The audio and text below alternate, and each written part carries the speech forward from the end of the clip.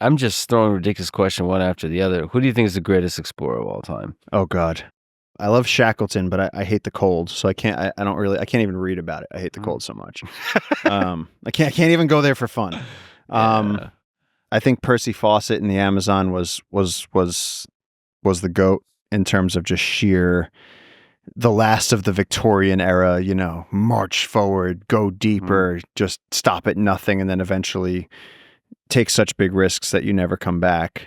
It's hard for me to relate to that kind of exploration because to me, I'm such a softie. I wouldn't want to leave my family behind. I wouldn't want to even if you told me that I could leave Earth and go exploring and I could go touch the moon, I'd be like, nope, absolutely not. The highway is dangerous enough. I would never risk dying in space.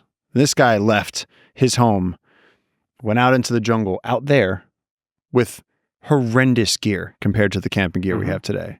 No headlamp. And just explored for years on end.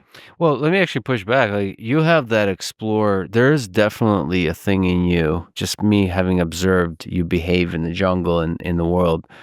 You're pulled towards exploration, towards adventure, towards the possibility of discovering something beautiful, including a small little creature or a whole new part of the rainforest, a part of the world that is holy shit, this is beautiful. I think that's the same kind of imperative. So maybe not going out to the stars, but I could see you doing exactly the same thing. So he disappeared in 1925 during an expedition to find an ancient lost city, which he and other people believed existed in the Amazon rainforest. So there's that pull. I'm going to go into there with shitty equipment, with the possibility of finding something. And they said he ran into uncontacted tribes and started goofing off. I think he started dancing and singing. The tribes were ready to kill him, and he started goofing and doing a song and a dance and just being ridiculous. And the tribes were like, "What now?" And they're like, "Wait! Don't shoot him yet. That's a funny one." Yeah. And they actually he kind of on a human level used humor to save his own life on multiple occasions. To the point where he de-escalated the situation and was like, "Look, we're not here to fight. We're here we have a pile of maps. All my guys have beriberi, dengue, malaria. We're dying out here. If you guys just go on your merry way, we'll go on our merry way." And incredible.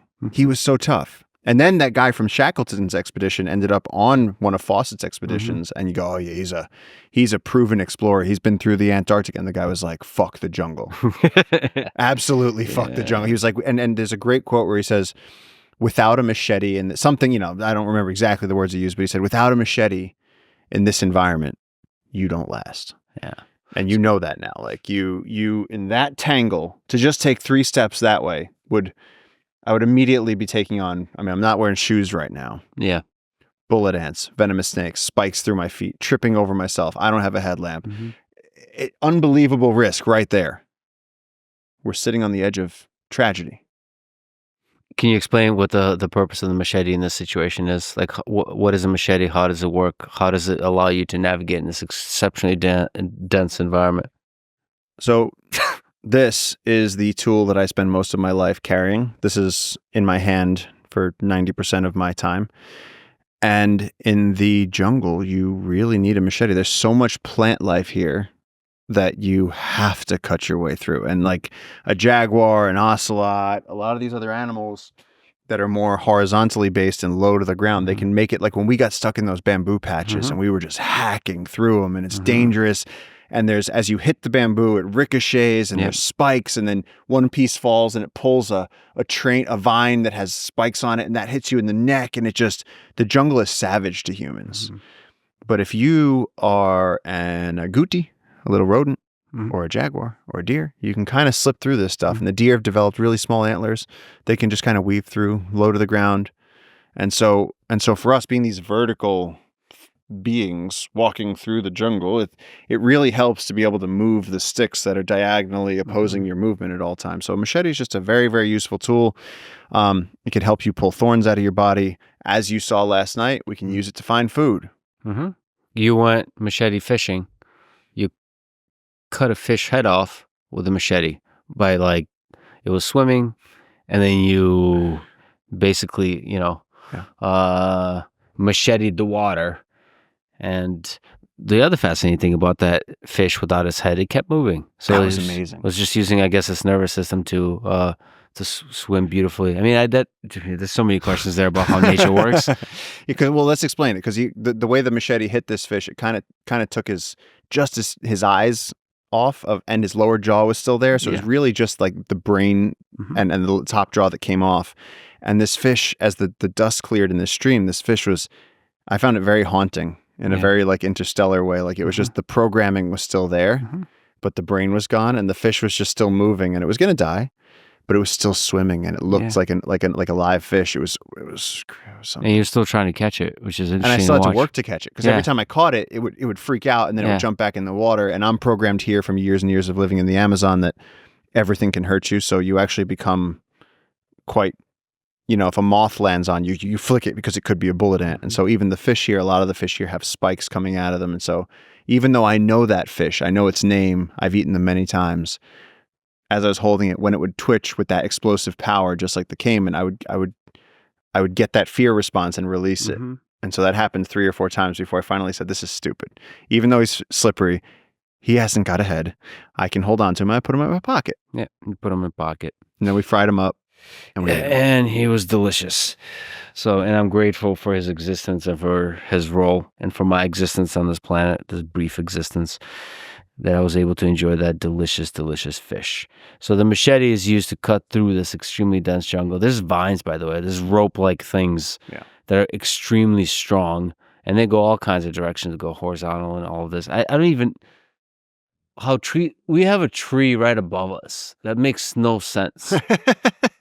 There's like a tree that kind of failed, and then a new tree was created on top of it. It just makes no sense. It feels like sometimes trees come from the sky, sometimes they come from the ground. I don't really quite understand how that works, because there's new trees that grow on old trees, and the old trees rot away, and the new trees come up. Yeah, that whole mechanism. Strangler figs. And so strangler figs, as you go across the world's ecosystems, that whole belt of, whether you're in rainforests in the Amazon, the Congo, Indonesia, all across the tropics, you have strangler figs. And the amazing thing that this species does, it's become a keystone species across the planet with a hyper influence on its ecosystem wherever it is, because they produce fruit in the dry season when the rest of the forest is making it hard for animals to find fruit, to find food. And so the bats, the birds, the monkeys, they all go to the strangler fig. They eat the fruit. And the fruit, of course, is just tricking the animals. The plants are tricking the animals into carrying their seeds to another tree. And so they're getting free transportation. Monkey takes a poop on another tree after eating strangler figs, and then that strangler fig sends out its vines, gets to the ground, and then as soon as it begins sucking up nutrients, out-competes that tree for light, grows hyperdrive around the trunk of that tree, and then eventually that tree will die, and the strangler fig will win because it got a boost up to the top. Whereas these little trees down here, they're gonna have to wait their turn. They have to wait until a tree falls, until there's a light gap, and then they have enough food to grow quick. And so this whole thing is an energy economy. Everything is just trying to get sunlight. And so strangler figs, top-down trees growing, or parasitic top-down octopus trees growing over other giant trees. And you've seen the size of some of the trees here. So, back to Percy Fawcett and exploration. What do you think it was like for him back then, 100 years ago? God damn. Going to the jungle. Well, the thing is, those guys didn't go with the locals. They came down here with like mules, and they tried to do it their way. Yeah. And so he's one of the people that wrote about the green hell. The jungle as the oppressive war zone where there's nothing to eat and everything is killing you. And it's, I think that image is so wrong, because as you saw last night, we could go, if we went out with JJ right now, we would machete fish some fish. We could start a little fire. We'd do it all in shorts. Like to JJ, it's green paradise. And it's intense, but if you know what you're doing, which the local people surely do, well, then just beneath the sand, there's turtle eggs that you can eat. And inside the nuts on the ground, there's grubs that you can eat. And if you really needed to, you could just jump on a caiman and eat that, because their tails are pretty full of meat. And it's like, there's actually unending amounts of food here. And so they were pretty, they were a strange bunch. If you're able explorers. to tune into that frequency, I feel like you and JJ are able to tune to the frequency of the jungle that is a provider, not a destroyer of human life, right? Yeah. Like a thing to be collaborated with, not fought against. Yes, but we're coming at that with our modern lens, because we're coming down here with, I've survived how many infections in the jungle where those probably would have killed me before. Yeah. So my dead ass opinion of the jungle would have been overwhelming and collective murder, as Herzog says. And so Percy Fawcett was coming down here with this view of it's trying to kill us at all times, where we are flying down here and coming out here with our superior medicines and our ability to survive infections. And so it is different for us. It is different. We're coming at this very, very different. But Fawcett, to me, was like the last of like the real swashbucklers, like the really batshit crazy explorers that just went out into the dark spaces on the map. Mm-hmm. And it's very hard for me to identify with him. But with, for instance, Richard Evans Schultes from Harvard, that's someone where you go, okay, now we're getting to the point where I can start to understand.